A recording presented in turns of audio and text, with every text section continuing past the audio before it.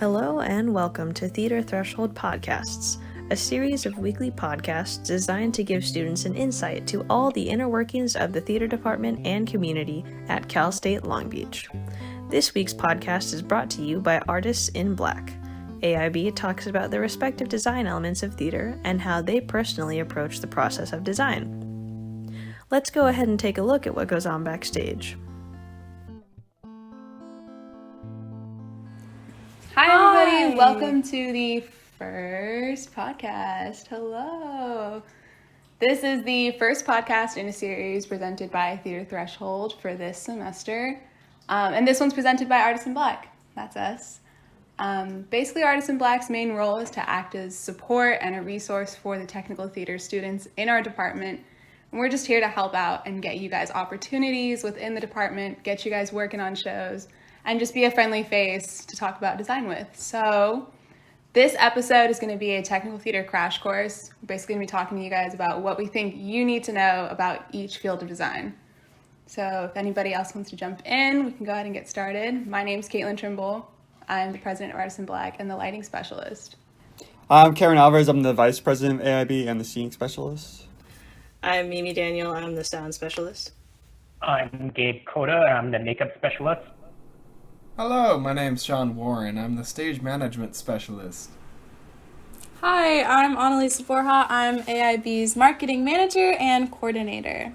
You know, I was just thinking, the podcast is so sound heavy because Mimi has to go in and make sure we all sound decent for everybody listening.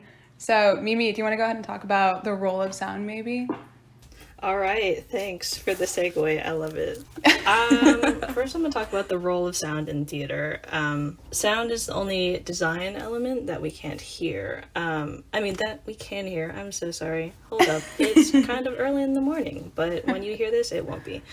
So it's the only element we can hear, but can't see. Some great examples in theater of sound design. Well, this is from a movie, but I love it anyway.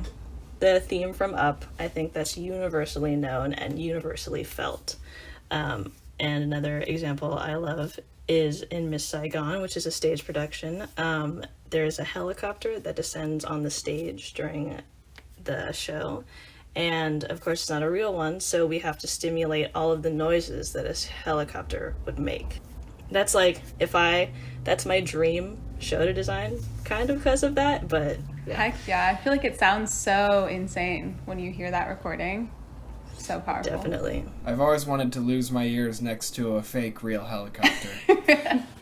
That is so cool. I know actors always have dream roles, but I guess I didn't realize designers have dream shows that they want to design absolutely. for. That's so interesting.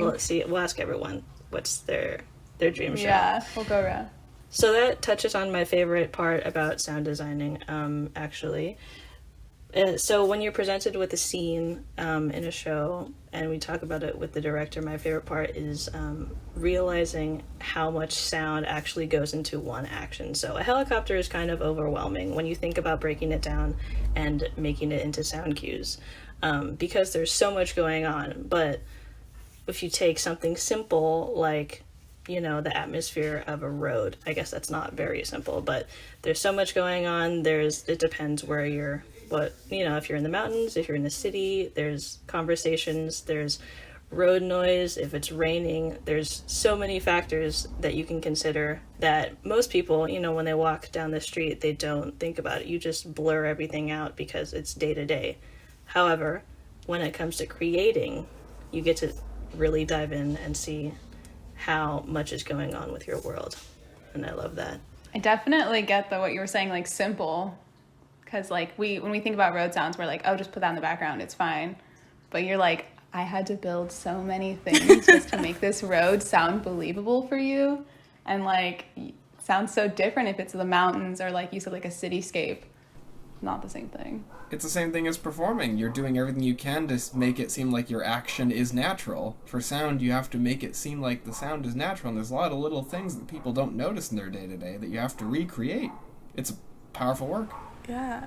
So we heard about the design aspect that we don't see. What about the one that we most see, the best. That didn't make sense. Scenic, Cameron. Yeah, exactly. I would say I tried with the transition. Scenic is probably like the exact opposite of sound. You don't really hear it, but it's there. You see it. Everything depends on what the person can see. So that's why you always have to keep in mind like the visual aspects. You have to always, when you're reading the script, visualize like the space in your head. You gotta think about the colors and the textures according to like what the director's mood for the show is, and how like those can like help push that mood forward. You gotta think like of visual metaphors that you can put into the set for the show that could I help. think the metaphor is so powerful. It is, yeah. Depending on Yeah. depending on each show, like a lot, like sometimes the size can help. Like say like maybe the message is like, oh, we're so small in this world. Like you might want to make the set like larger than life. You know. Yeah. A lot of Good point. it's also like coordinating with like your designer. That's a major part of it. The set is usually like the center of everything, so you gotta think of like what will affect other technical aspects. Is the light too reflective? Like will it like create a weird like lighting effect? Unless you want that, but a lot of times you don't. It might. Yeah. What are you what are you putting the costumes next to? What are you putting the lighting on? What is the sound bouncing off of? Yeah, exactly. Yeah, definitely. I think one time I did a show where I did the scenic and the lighting for it. And when I was scenic designing, I put this like reflective tape on a surface and I was like, oh, that looks so good. And then I went to light it and I was like, oh my gosh, who did the scenic design? That's so reflective. It's blinding everybody. Who did that? Me. That's funny. Yeah, if you don't, like that's a major part of coordinating with the directors. It's just like making sure you know all that. Same with like sound, like will it reverberate or anything? Like when I was doing Wolves, the wall kept reverberating because like whenever I got hit by a soccer ball. Will the set accommodate to the costumes if like the show has like giant ass costumes, like say for like a period piece, giant dresses? You have to like think of that too. Yeah, there's a lot to think about. Caitlin, you mentioned lighting. Do you want to talk a little bit about that? Yeah. Yeah, I feel like kind of similar to what we were saying with Cameron is that it's another visual aspect. And it's also, I think lighting is one of those ones that like you're not really paying attention to. And then when you do see it, you're like, oh, that looks very interesting. So I kind of just wanted to talk about the process of lighting and like where I kind of start with it. So I feel like everybody can kind of agree as a designer, the first thing you have to do is just like read that script, know it like it's your story, it's your life. And then you can read it the second time and start thinking like a designer and start taking notes and marking up that script like no one's business. It's your script. It's all about what you interpret in it, you know?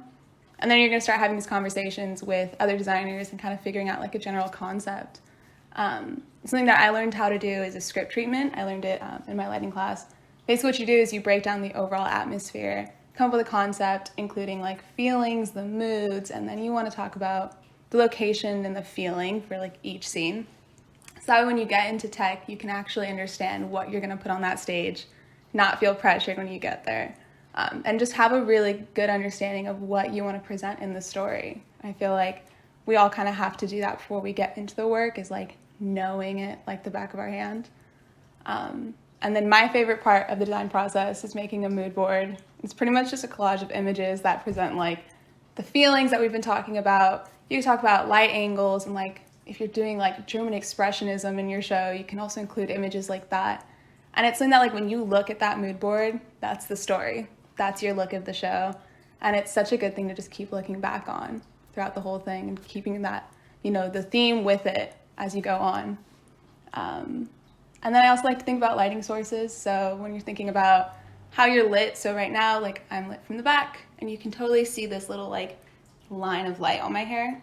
Yeah, it creates this like silhouette look, especially if it's really dark in the front of me. And then you can kind of get this like godlike ethereal look on people. And then if they're not lit by the front, you know, it creates like a shadow. And it can be like ominous while also really beautiful. So I think backlight is so fun to work with. I don't know if you guys have ever like seen a show where you're like, oof. Yeah. No, I think that's so cool. I think a lot of people see lights as like, oh, they're there so that we can see the actor's face. But you really do, like the designers go in and tell a whole story like with the lights, which I I didn't realize until I got to college and saw the whole process. Yeah, there's a lot to it. I think it's really fun to work with and just push the story forward through lighting.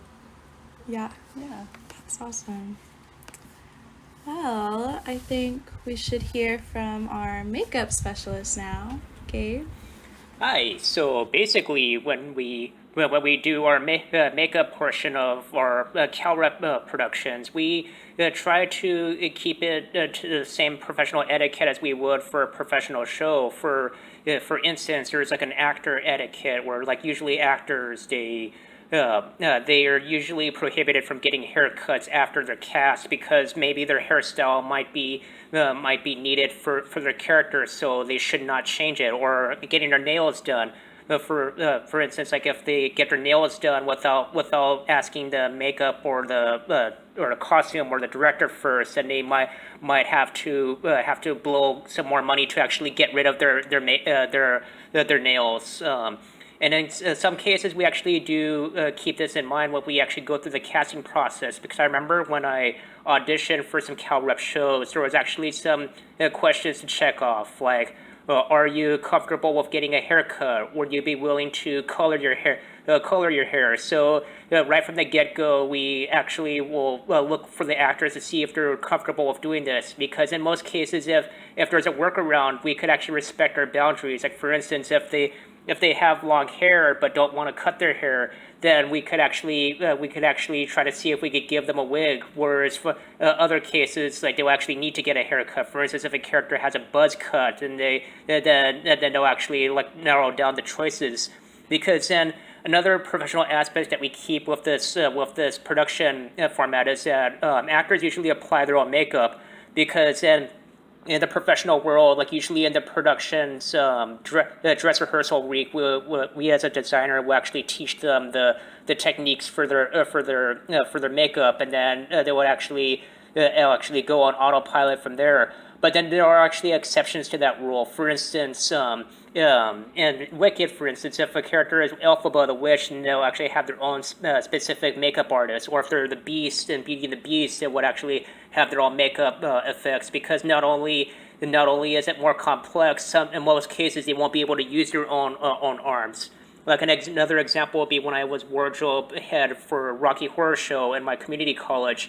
The actor who was Frankenfurter, he actually had long nail extensions, so he really couldn't do too much of his own like actor makeup work, because he already had like the nails to contend with, so he couldn't really use his hands at the time, and that's actually something that we always try to keep in mind for the CalRep process, especially seeing how some aspects is actually piggybacking off of costumes or props. Like when we did Hookman, there was a bloody cake. We would give the blood to the prop master, but then that's out of our hands. Or the actor having a hook for a hand, that was actually more of a costume thing. So the people in the costume realm would be in charge of that. So it's more of who's going to be drawing this specific straw for this aspect of the show. Yeah, I think there's a lot of things that we don't realize when it comes to and makeup. that's what I have to say at the You know time. what you're saying? It's very interesting. Yeah.